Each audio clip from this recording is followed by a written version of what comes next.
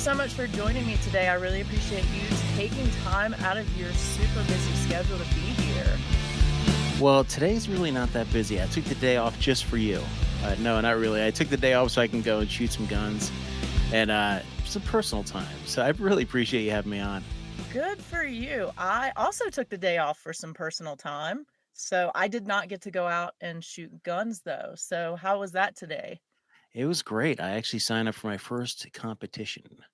I saw that. So I'm excited, a little nervous. I've been Right. shooting for a long time, but never in competition. So That's wish me pretty, luck. yeah, that's pretty exciting. So I will be cheering you on Thanks. from afar. So I would like for you to share with the viewers and listeners who maybe aren't familiar with you a little bit about your background. Sure, I've got this down to 45 seconds, I think. Nice. So in the 1990s, I was an enlisted artilleryman in the U.S. Army. When I got out, I went to college, got a bachelor's in law enforcement. At the same time, I joined the Guard, did time with a human intelligence unit, commissioned as an infantry officer. But instead of going back active duty, I went into the U.S. Border Patrol, did that for a while, did various assignments there. Then I went on to become what formerly was called the U.S. Customs agent, U.S. Customs Service as a special agent. Eventually, that becomes Homeland Security investigations, working narco trafficking down in San Diego area. In 2005, I was recalled, did a tour in Iraq, and when I returned, I got a job working for the Department of Defense as a civilian U.S. Army CID agent working at Gitmo stuff. And then after that, what did I do? I went to work for another DoD agency. Then I went back, worked for ICE, this time in a removal area. Ran a fugitive operations team for Delaware. Went on to work at ICE headquarters. Went on to work with the White House Security Council. Then what else did I do? And then I did a bunch of other stuff. I got a bunch of education, got two kids, wrote a couple books, and I have an awesome podcast, everybody out there, called The Protectors. And it's not awesome because of me. It's awesome because these guests I have are just amazing. I think it's probably also awesome because of you, because, if it weren't for you, you wouldn't be getting all these awesome guests. So I wouldn't I, say I that. didn't time that to see if it was 45 seconds, but I think it was a that was little pretty over. solid. It was good though. I think that was good because long list there that you had to run through. So that was really impressive. I know that what we focus on here on Strong Enough is a lot about relationships and wellness. Hmm. And there are a couple things today that I'm really excited to talk to you about as it relates to those things. So, the first off, I know, as you mentioned, you are a veteran. Thank you so much for your service. I know that you also do a lot of advocacy now for veterans. And I want you to tell me a little bit about that, what that means to you, why it's important to you, and what you do. Now, my biggest goal is to, I have a particular set of skills. And for me, my skill is hiring and the federal hiring process. So that's one of the areas I focus with veterans. I've been volunteering for about 4 or 5, maybe even 6 years now with an organization called Hire Heroes USA, where I give resume advice, I give seminars, and everything really to help people get into the federal government. I also started doing volunteer work with America Corporate Partners, doing the same type of thing. But that one actually helped some veterans into the podcast space, which was kind of neat. So you could volunteer with any set of skills that you have to help veterans out. I volunteered with an organization called Veterati. I'm trying to think, Student Veterans of America. When I was getting my doctorate, I actually stood up a Student Veterans of America chapter, SVA. And then what else? A bunch of stuff with the veterans. I also try to raise as much awareness as I can about burn pits and toxic exposure. Mhm. Just because where I was stationed in Balad, Iraq, we were just inundated with toxins and everything, particulate matters in the air. So that's one of the real big things I'm trying to raise awareness of, and that's one thing about having a platform like a podcast is you can talk and raise awareness. Absolutely. And you mentioned your podcast, The Protectors, and I know that you like to shine a light on military law enforcement, kind of all the people protecting and the people that support them. So, why is that so important to you? You know, there are so many people out there doing things that aren't in the limelight. There's not everybody has is in front of a mic, not everybody's in front of a camera. And you don't know really is what is going on in their lives, what makes them special. And the podcast is really geared around that. It's those that run towards the danger. You see the videos every time there's a shooting, every time there's a fire, every time there's anything going on where danger is involved. There's a certain select few people, men and women, and any other gender or anything else you want to say, running towards that danger. So yeah, that's my goal. And I always say, and those that support them, because now Protector is gone beyond just those in uniform and those that swore an oath. Now, a protector could be a family, it could be a person, someone is going to run towards a danger to protect others. It doesn't necessarily have to be someone that gets paid to do it, someone that volunteers for it, or someone signed up to do it. There are protectors among us everywhere. So, I know that you do this podcast and it's really important to you shining that light on law enforcement and military. How has that been recently with the state of our country and law enforcement and kind of how things have been a little difficult, contentious lately? Have you experienced any backlash from doing this podcast and shining a light on law enforcement? I haven't personally until I put up a picture of my daughter, and I put a smiley face over her face. And the first time someone actually commented said raising a future white supremacist. I was like, "Huh." So there is a lot of hate out there for me in the protectors community, but typically, if I see that, I block them right away. I don't post a lot of really controversial stuff on my platforms. I may think it, may talk about some topics that are really sensitive with friends and family and everything like that, and not being like a racist or anything like that, but just talking about, hey, you know what? They're really bashing the police. They're really doing this. They're really doing that. I don't agree with it. I tend to keep my personal life off the internet. And a lot of hate I do get is really just, spam hate or just idiots. Yes, and I noticed your hat today and the flags behind you. You do have a thin blue line going on. I also sport a lot of things with the thin blue line, which has also become a controversial subject in itself. How do you feel about that? I think that's a great topic to bring up. I tend to tell people out there, unless you get outside of your bubble and unless you see that there is true evil out there, you don't understand what that thin blue line is.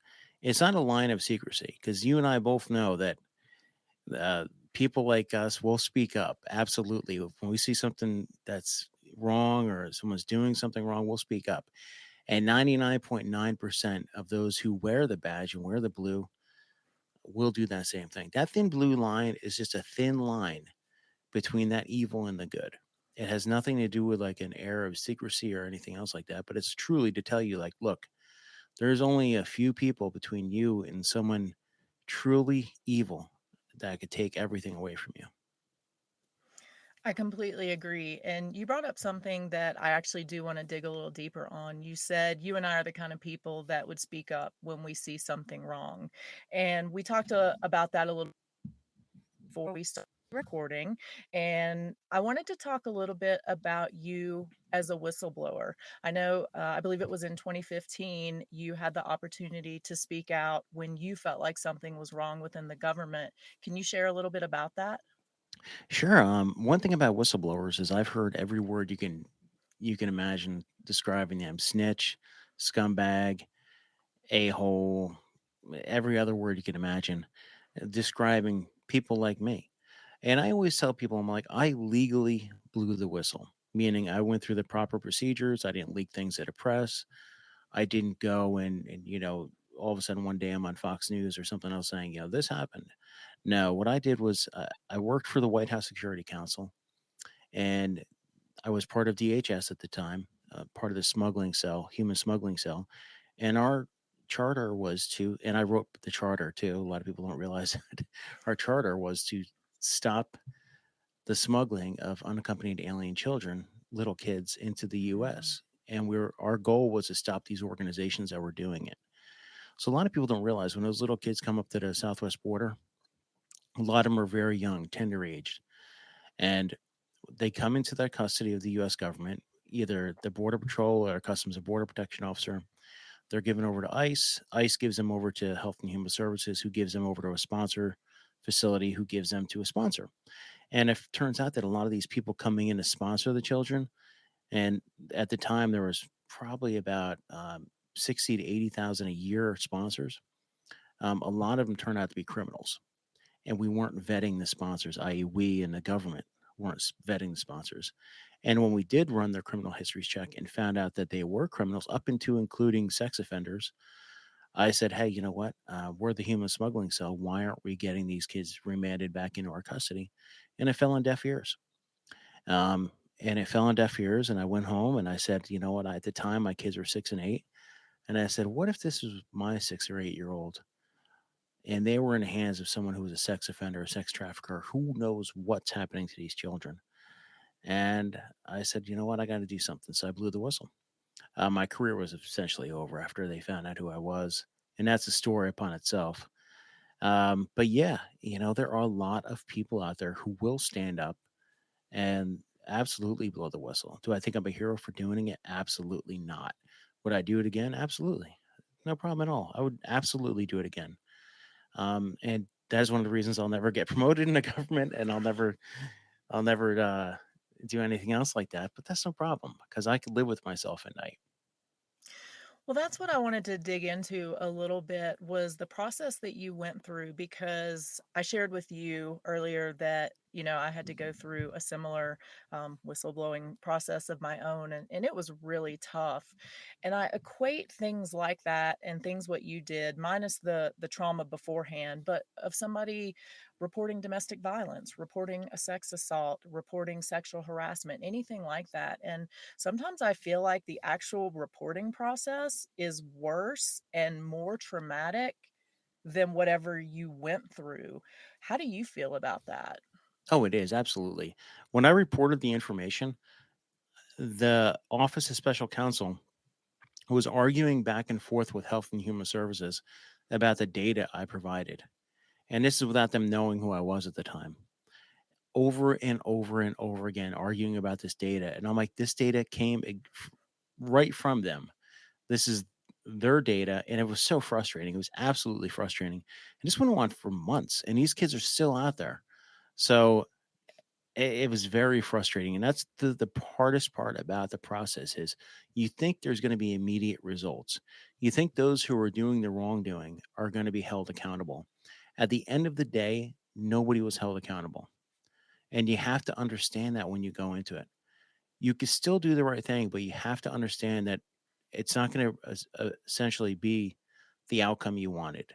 I guarantee you, 9 times out of 10, the wrong or the bad person doing a bad thing is not going to get fired. They're not going to get reprimanded, and nothing bad will come upon them. But me, if you don't remain anonymous and they find out who you are, there will be repercussions because this isn't a pretty world. It's not a fair world. But that's why I say document, document, document every step you take. You send an email, you print a copy of the email out. You get a little notebook, you time, date, stamp everything. A lot of times, if I didn't have a notebook available, I start emailing myself so I could time, date, stamp with the email. And it sucks that you have to cover your own ass more than when you're trying to do the right Mhm. thing.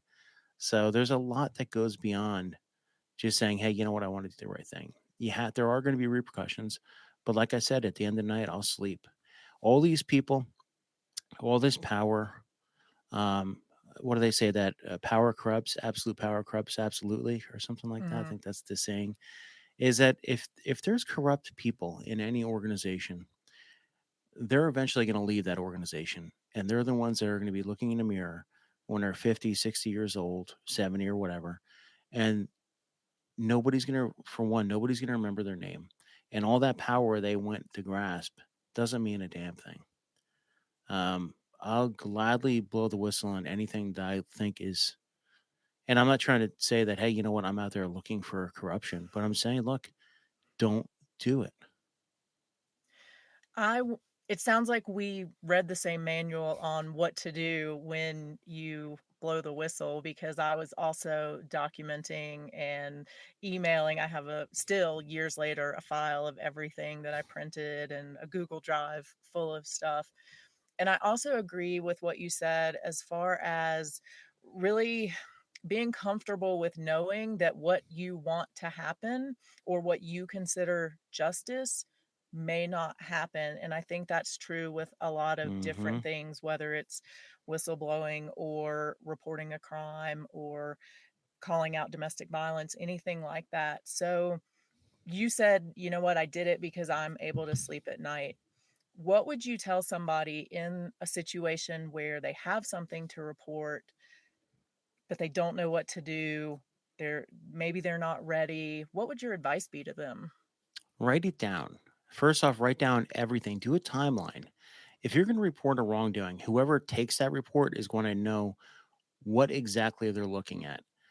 I know when I first did the whistleblowing, I went home and I got on Google. I did everything. I was researching how to legally do it, see if I was a protected class, see if I would what I could do, what kind of remedies there would be if there was whistleblower retaliation. But the other thing too is really write a timeline. Timelines are critical because whoever's looking at this information is going to say, okay, August 1st, 2000, whatever, this happened. August 2nd, 3rd, 4th, and do a chronological timeline. That's what I mean. Like write it down chronologically. And then exactly what happened and exactly the names and parties and everything. And if you have emails when you're writing that chronology, you could put exhibits, you could do everything. It's really like a case. You are Mhm. now your own lawyer. And that's the other thing. Do not rely on lawyers.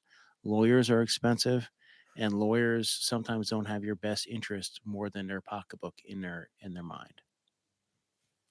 I agree with that for sure. And I think it's always great to be prepared. So, when you did this, what repercussions did you experience, if any, with your work relationships? The people I work with are great. Leadership hated me, obviously. I mean, um, and I'll tell you kind of like the quick story about how they found out who I was. So I talked about this data. I had a spreadsheet, and on that spreadsheet was 29,000 names. And of those, they were names of sponsors. ICE uh, took that names and ran them through databases and determined that out of that, I think 3,400 were criminals, came back with criminal histories. And that's where I said, including sex offenders. This data was going back and forth between HHS and me. HHN, well, through my OSC, Office of Special Counsel lawyer, Mhm. who's a government lawyer who does these cases. And they kept saying this data is corrupt. We don't know where it came from, even though it's from them. And okay, then they said, hey, you know what? We're gonna do a sampling to find out. So they took a sample of 25 names out of 29,000 and determined that only one of those 25 came back with any what criminal history. So I was like, look, um, I can't deal with these people anymore. I'm like, set up a confidential phone call with them, and I want to explain to them this data and the spreadsheet. And I knew what they were doing. They were trying to narrow down who I was. So when I talked to them, I first thing I said was, I want a list of everybody's who's on this phone call, and I want a record of what we talk about. And they're like, okay. In there, I said that I know how to analyze data and who I was and how I was related to this security council or the cell. And the thing with the cell, there's only 13 of us. Mhm. I mentioned in there somewhere in the conversation that I was a certified fraud examiner. I'm the only certified fraud examiner I know of. So it was quite Mhm. simply this interview was on Thursday night. When I went back after a 3-day weekend, my supervisor called me up and says your detail is terminated. So they terminated me from the cell and moved me back to headquarters. When I went back to ICE headquarters, they put me in a cubicle right in the middle of everybody, so everybody could see me and see what I'm doing all day long. Gone were the time, where I could have like a cubicle anywhere else. So Mhm. I'm right here, right in the middle. All management could look at me. I started noticing my emails were getting corrupted. Uh, my cubicle was getting things were shifted around at night because I would put like little things up so I know if someone was going in Mhm. there and doing things. Um, the big thing was the email. The email, I started losing emails. Things were open when they weren't supposed to be open. They were trying to do everything they can to find something on me to Mhm. get rid of me. I guarantee it. Fortunately, I was able to find a job and get out of there as soon as I could. And even then, that took a few months. But yeah, they'll do everything they can, and they'll essentially When I fought back for whistleblower retaliation later on, Mhm. they put the ICE deputy chief counsel's legal team on me. So it wasn't like, you know, they'll take all available resources to cover their ass. I mean, you know, Did all that make you feel paranoid? When you're coming in and your stuff's moved around or your emails are read, how did yeah, that make you absolutely. feel? And the other thing too is I could swear I was spotting government vehicles on my street. And I've done surveillance throughout the years, and you know, I know exactly what they're doing. Mm, I don't know how far they went or what they did to try to root me out, and whether that still follows me to this day. I don't know. I mean, that's one of the reasons I like you and I were joking about it. I'm like, I have 19 months till I can retire, and I would never say that would want to give up serving the mhm, country because that's essentially what I've been doing since 1993. Whether it's active duty reserves and then on to federal government. And now I'm looking at, 21 and a half years as a Fed. And it's like, wow. Um, but I tell you what, 19 months comes, I'll be able to look myself in the mirror and be like, hey, you know what? I never went out as a senior level mhm. person like all these other people did. I went out as what I'm supposed to be. How did that make you feel? You changed agencies, but you're still serving more or less the same mission, the same government. Do you have any ill will or bad feelings towards all of that based on everything that's happened? No, because the thing is, the people on the ground, the agents on the ground, the people working the ground level stuff are still good. They're still doing their thing. You still have managers out there doing the good thing, doing the good fight. The really bad people are still going to jail. Um, it's just like in any police department or any corporate gig or anything. Sometimes there's not the best. What rises to the top? You know what I mean? Mhm, Not always mhm. the best rise to the top, but in between there, you'll find a lot of good people. I'm not going to let it make me disgruntled. I'm not going to let it turn me into someone who's just sitting at home and typing Twitter rants and raves. I'm just going to say, hey, you know what? I'm going to take what I learned and I'm going to try to make other people's lives better. Because why not? How are you able to separate that for somebody who is in a difficult job, and whether it's something, really significant like what you experienced and went through, or just somebody who works with some shitty people and has trouble going to work every day, how do you separate that and be able to say like it's okay, like there's good people here, I'm still making a difference. How do you do You know that? what? Find a mission outside of that. That's why I have a podcast. That's why I write books. That's why I do a lot of other things other than a job. The job's not worth it anymore. Unfortunately, I love investigating people. I love investigating bad people, evil people, I like to say. I liked having a badge and gun. Will I miss it when I turn it in? Yeah, I probably will. I'll miss doing the job. But you know what? There's other opportunities out there. One of my friends just retired from the FBI a few years ago, and he sent me some pictures. And he's like, he just became a sheriff's deputy at 56 years old. And I'm like, huh? Maybe someday you'll see Deputy Piccolo, or maybe someday it'll be Sheriff Piccolo. Maybe I'll run for sheriff. There But you there's always go. other opportunities. I always consider when I retire, I'm going on to my next career, my next phase. And for people who are out there having the problems, having out, whether it's you come home and you do something else, whether that's find it's not a hobby, like the podcast and stuff. It was a hobby at first, and now it's like it's my outlet. Mhm. The worst thing to do is booze. I was up to last August, I was up to 1.75 liters a week of crack and rum. And I was like, damn, this dude's drinking a lot, gaining a lot of weight. And I just stopped. I was like, I've drank, I think, 4 times since then. And every time I drank since then, it's just been it's not a good thing. It's not a good outlet. And after a while, you'll lose the taste of it. You'll lose the Mhm. want of it. I mean, I still want to drink here and there, but it's not a good outlet. So when you're trying to get rid of some of those bad days and some of those bad feelings, booze really doesn't help. A glass of wine here or there, yeah. But when you're coming home, when you're hammering it, Mhm. thinking that that's going to be your creative outlet and your outlet out of it, it doesn't really help that good. That does seem to be an outlet for a lot of people around, particularly law enforcement, military, active service veterans. So, what did you replace that with other than the podcast? Well, at first it was a lot of sweets, which is not good because, man, I started, woo. Um, I ruck a lot now. I try to walk, Mhm. and walking helps. I mean, especially when you're a big person. I don't like running. I'll do it if I have to, but walking really helps. Podcasting, like you said, that's kind of over there. I teach a lot of college now too. I'm trying to build my. I always tell people like up until like my early 40s, everything was a professional resume. So always trying to build my Mm. resume, and that's why I have this ton of education. Is I'm always trying to do stuff to keep my mind busy. But now I'm working on my personal resume, and my personal resume is things that I enjoy: biking, walking. I love photography type stuff. I love creating stuff. I love writing.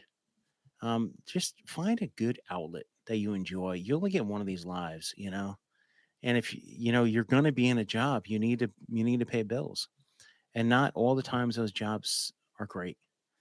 Um, but hey, they pay the bills. But on the outside of the 8 or 10 hours you're working a day, do something else. And build something else. Build something that's gonna like, you know what, it feels like it's yours. And a lot of times, build a legacy.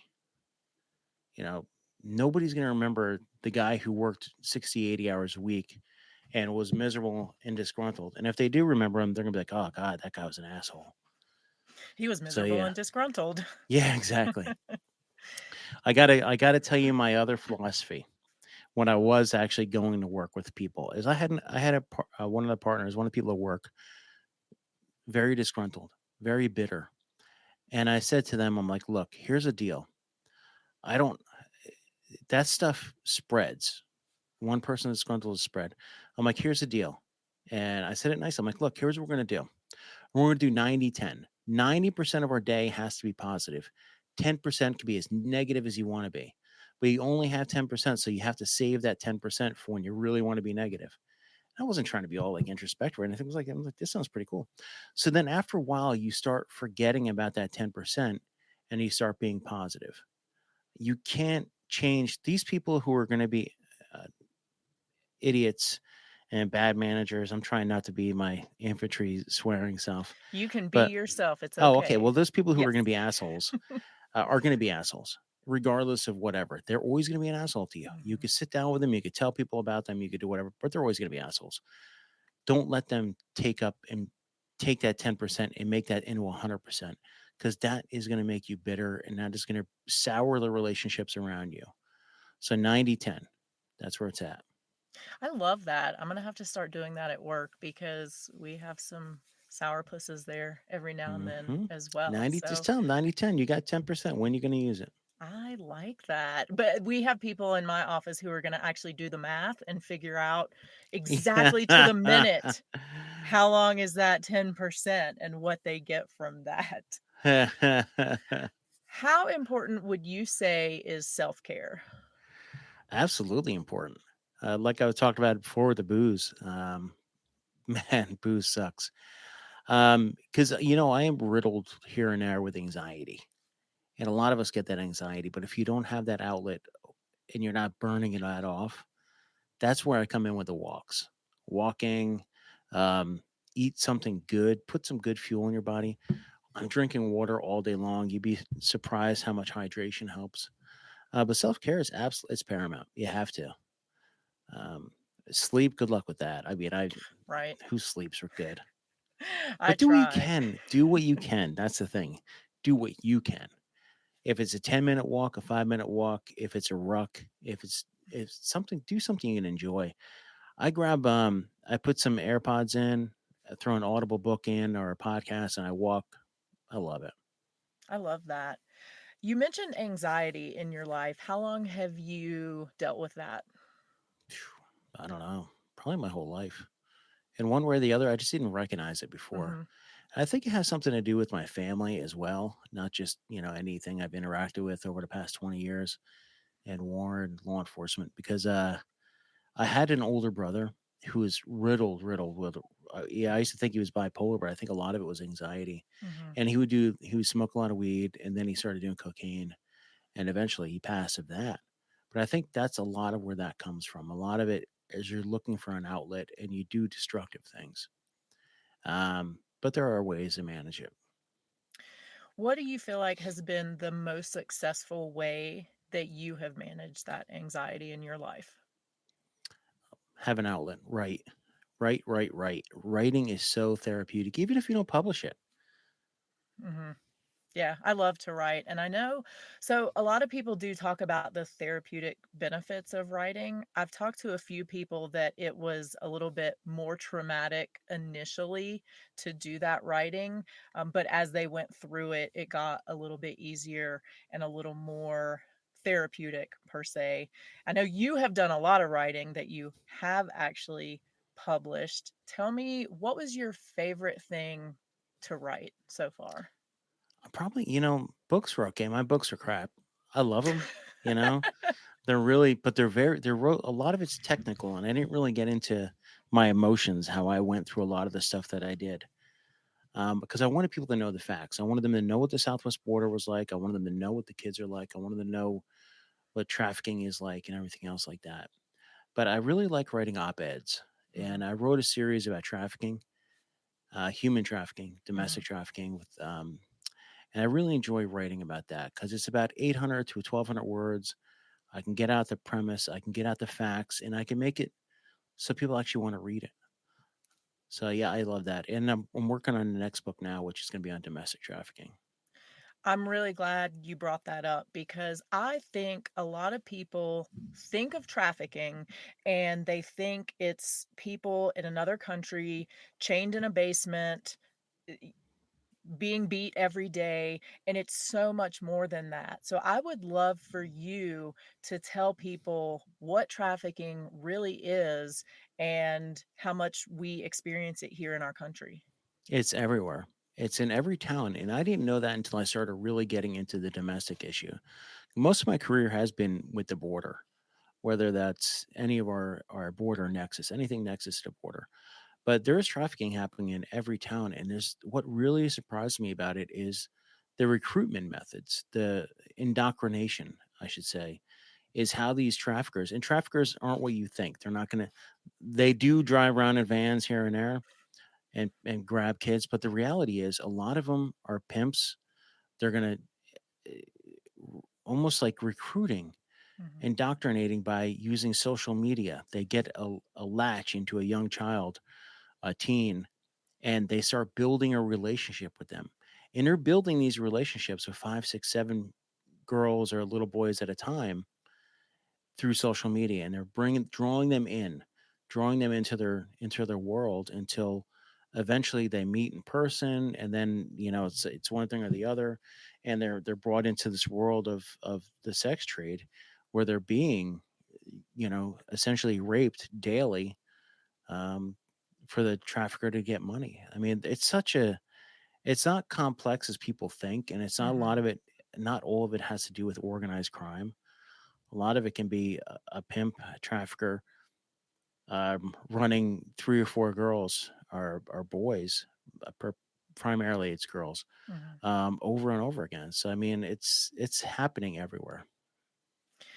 I have had the opportunity to deal with that as well in my profession. And so, even here in beautiful Summit County, Colorado, which is a resort destination, we have had people that have been trafficked through here. I feel like a lot of similar methods are used when you have someone who is a domestic abuser in a domestic violence relationship and a trafficker. They use kind of the same grooming, Hmm. coercion type methods to get their hooks in. What would you say are things that people can look for to identify a trafficking victim?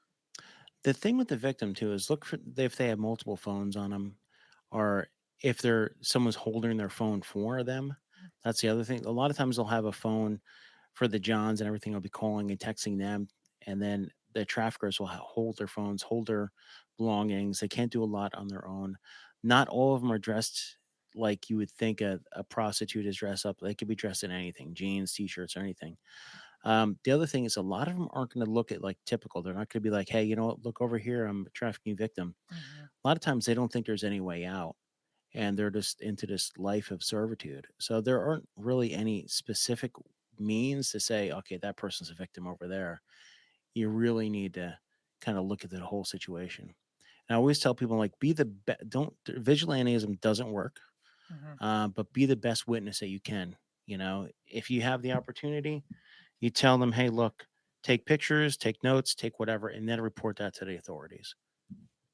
I think that is fantastic advice because we do have a lot of people running around that want to save the day and just jump right in there and do something. And the thing with that also, it's not safe, but then victims, like you said, they're not always ready to admit what's going on. They're not ready to be saved per No, se. they're not. Ha- have you dealt with that a lot? And what would you say to that? What's your experience been with that?